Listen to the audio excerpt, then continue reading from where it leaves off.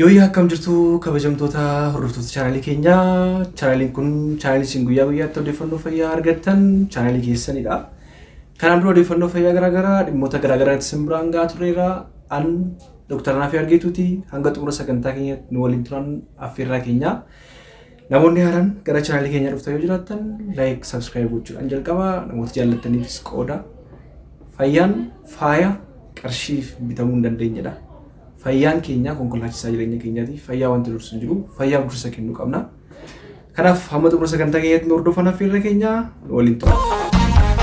Egaan kabajamtoota hordoftoota keenyaa akkuma beekamu sagantaa keenya guyyaa irratti mata duree irraa akkuma arguuf yaaltan kalee keenya yeroo baay'ee namoonni tun beekin kaleen isaanii dadhabee kalee namoo bakka buusuudhaaf gargaarsi garaagaraa yoo itti qabamu dhagaa tureera baay'een keenya. Personally ogeessota fayyaa lama waggaa tokko keessatti kan hospitaala tokko irra hojjetan kan kaleen isaanii dadhabe utuu ofirratti hin beekin jechuudha. Kaleen isaanii hojiin ala ta'e argeen ture. Kanaaf har'a kan walii ilaallu wantoonni nuti guyyaa guyyaatti hojjennu goonu akkasumas nyaannuuf dhugnu kan kalee keenya irratti miidhaa garaagaraa geessisan maal fa'i kan jedhu kan walii ilaallu ta'a. Kaleen keenya miidhamnaan qaama keenya hundumaatti miidhama. Hamma xumura sagantaa keenyatti nu wajjin turaa malee. Egaa hordoftoota keenya akkuma beekamu kaleen keenya wantoota xuraa'aa qaama keenya keessa jiran gara alaatti dhabamsiisuu keessatti gahee guddaa yookiin gahee olaanaa taphata.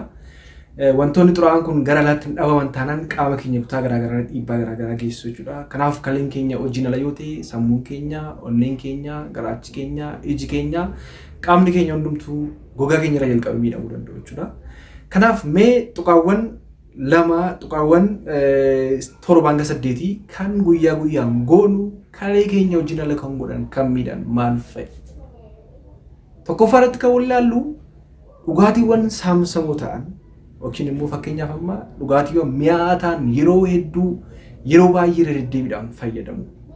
Akkuma beekamu baay'een keenya yommuu dheebonnutti kaaffee yeroo teenyu bishaan dhuguu caalatti laslaasa lallaafaa dhuguu jaallanna yookiin immoo wantoota cufamanii gurguraman jechuudha. Kana yeroo baay'ee yeroo hedduu fayyadamu wantoota mi'aan kun kalee keenya irratti miidhaa geessisa. Kanaaf yeroo hedduu fayyadamuu irraa of qusachuun baay'ee barbaachisaadha. Kana jechuun hin dhuginaachuu yoo danda'a bishaan dhugaatiiwwan jiran keessaa dhugaatii filatamaadha. Garuu immoo dhuguu irraa of eeggannoo yeroo hedduu baay'inaan dhuguu irraa of eeggannoo guddaa gochuu akka qabdan jechuudha. Maaliif dhugaatiiwwan fakkeenyaaf saamsamoo ta'an keessa lallaafa keessa sukkaara hedduu keessa jira. Sukkaarri baay'inaan baay'atee jennaan immoo seeliiwwan kalee keenya irratti miidhaa geessisuu danda'a jechuudha. Lammaffaarratti kan waliin ilaallu bishaan dhuguu dhiisu. Asirratti waan tokko jala muree kan dubbachuu barbaadu baay'een keenya bishaan kan dhugnu yoo baay'ee dheebonne qofadha.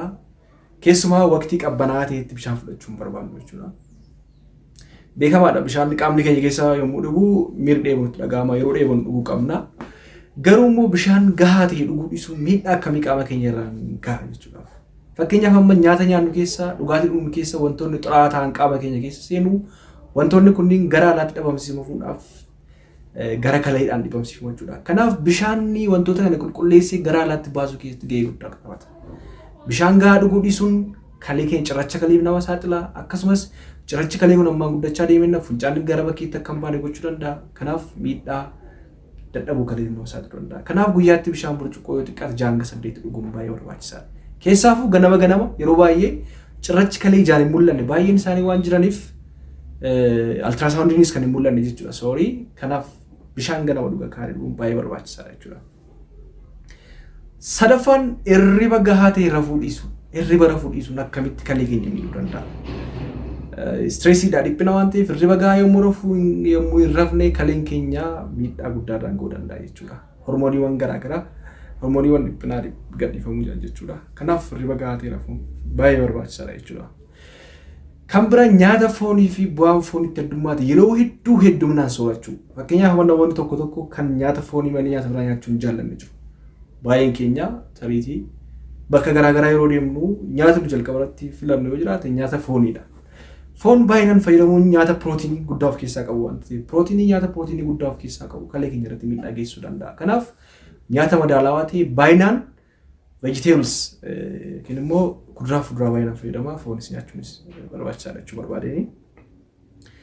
Nyaata sukkaara of keessaa qabu fakkeenyaaf aayiskiriimii ta'uu danda'a yookiin wantoota garaagaraa ta'uu danda'a chookolaataa ta'uu danda'a. Nyaata sukkaara of keessaa qaban kanneen baay'inaan soorachuunis immoo kalee keenya irratti miidhaa geessa waan ta'eef yeroo hedduminaan soorachuun gaarii miti. Kan biraa soogidda keessumaa ashawwoo yookiin soogidda hammi isaa hedduu ta'e fayyadamu. Soodiyeemii waan of keessaa qabuuf soodiyeemiin kun baay'inaan kalee keenya irratti fi seeliiwwan kalee keenya irratti miidhaa geessuu waan danda'uuf wantoota kanarraa of eeggachuun baay'ee barbaachisaadha. Kan jedhu isin dabarsuu barbaada jechuudha. Alkoolii dhuguu fakkeenyaaf alkoolii baay'inaan dhuguun namoonni alkoolii baay'inaan dhuganii seeliiwwan kalee keenya irratti miidhaa waan geessaniif alkoolii baay'inaan dhuguunis immoo miidhaa guddaa waan qabuuf adaraa keessan xiqqeessaa yookiin immoo dhiisuu jechuun barbaada. Tamboo haarsuu kan biraa. Tamboo haarsuun ujummoowwan dhiiga garee kalee keenya irratti geejjiba irratti miidhaa geessisaa. Onnee keenya irratti miidhaa geessisaa. Dhiibbaa dhiigaa fiduu danda'a waan ta'eef tamboo haarsuun illee gaarii miti waan ta'eef namoota naannoo tamboo haarsan irraa illee fagaachuun baay'ee barbaachisaadha jechuu barbaade. Inni kan biraa yeroo baay'ee qorichoota dhukkubbiidhaaf kennaman. Fakkeenyaaf amma yeroo baay'ee mataan isin dhukkube baay'een keessan daayikilofeenakiin ibuprofen qorichoonni jedhaman baay'een isaanii jiru. Qorichoota kanneen ogeessi fayyaa isin eejiin dhaxxanii faarmaasiidhaa bitattu. Namoonni baay'een tokko fudhatanii yoo dhiisuu jiran lammaffaa yeroo fudhatan argina. Sadii yeroo fudhatan argina. Guyyaatti yeroo hedduu yeroo isaan fudhatan argina jechuudha. Kanaaf qoricha kana baay'inaan yeroo hedduu fayyadamuun kalee keenya irratti seelii kalee keenya irratti miidhaa geessisuu danda'a jechuudha. Kanaaf gocha akkasiirraa of qusachuun baay'ee barbaachisaadha. Qoricha ogeessa yaala ogeessi fayyaa yoo isin ajajeellee fudhachuun gaarii miti jechuudha. Inni kan biraa namoota dhiibbaa dhiigaa qaban dhibee sukkaaraa qaban yeroo baay'ee qoricha bara jireenya koo guutummaa fudhachuun barbaadu kanneen jedhan jiru. Dhiibbaan dhiigaa fi dhibeen sukkaaraan to'atamne kalee keenya irratti miidhaa geessisuu waan danda'a waan ta'eef wantoota of eeggannaaf siniif timamee fi wantoota gochuu hin qabne irraa of eeggachuun baay'ee barbaachisaadha. Kan biraa ulfaatina qaamaa garmalee yeroo baay'ee yookiin sochii qaamaa gochuu dhiisuu. Ulfaatinni qaama garmalee kalee keenya irrattis dhiibbaa dhiigaa nutti fiduu danda'a. Dhiibbaan dhiigaa kalee keenya irrattis immoo miidhaa guddaa geessisuu danda'a jechuudha. Inni kan biraa sochii qaamaa yeroo jennu yeroo baay'ee bakka tokko taa'atu namoonni baay'een haala hojiirraan kan ka'e yeroo baay'ee yeroo hojjetan argaa jirra. Bakka tokko taa'aa turuun miidhaa guddaa qaba jechuudha. Kanaaf mana keessatti muuziqaa banatanii waliin dandarsuun danda'ama. Tarkaanfii ariitiidhaan daddafanii deemuun danda'ama. Fiigicha wanneen kanneen yoo xiqqaa torbanitti oguu 5 ol 3 olii yeroo baay'ee 5 jedhama sekondii daqiiqaa 30 jechuudha. Kanaaf akkana fayyadamuun illee baay'ee barbaachisaa akka ta'e baay'ee barbaachisa. Itti barbaada. Kaleen keenya fayyaa keenya waan ta'eef qaama keenya baay'ee miidhuu danda'a waan ta'eef kalee keessan eeggadhaa. Namoota kaaniif illee dhaamsa kana dabarsaa jechuun barbaada. Hanga xumuraatti waan nu waliin turtaniif baay'ee galatoomaa. Baay'een isin jaalladha. Fayyaan dhabinaa ulfaadha.